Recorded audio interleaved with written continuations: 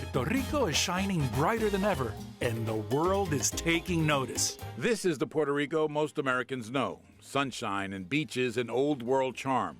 But festering under the pastel beauty of this island paradise is a fiscal crisis that is about to come to a head, as the island defaulted this week on the first $400 million of more than $70 billion worth of debt, much of it to U.S. hedge funds, who have financed the sale of debt that has propped up the island's government. This is a crisis of American proportions that can only be addressed by this federal government. At a recent panel discussion at NJCU, Juan Cartagena dove into the origins of the crisis as a way to begin to rally civic engagement around it.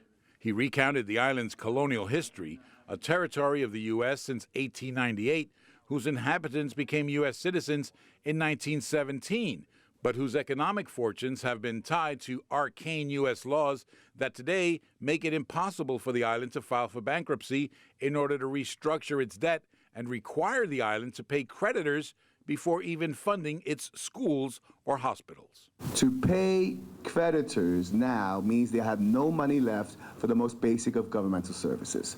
Already, the debt service of $72 billion, the debt service represents 35 to 40% of its annual revenue budget. There's plenty of blame to go around here.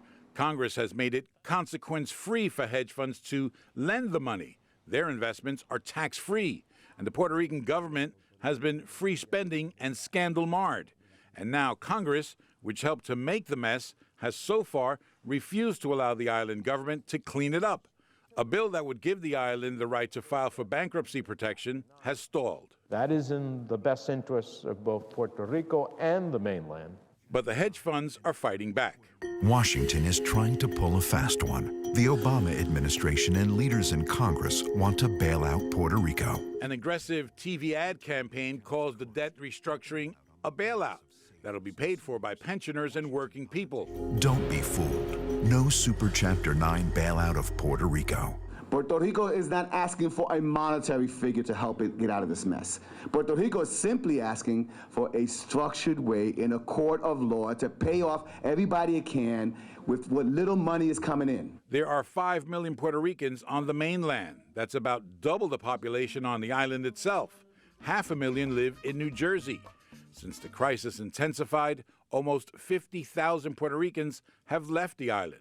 At the foundation of this crisis is Puerto Rico's status as a so-called freely associated state, with just enough rights and privileges to get itself into this mess, but not enough autonomy to get itself out. Activists admit that that is a crisis for another day. For NJTV News, I'm David Cruz.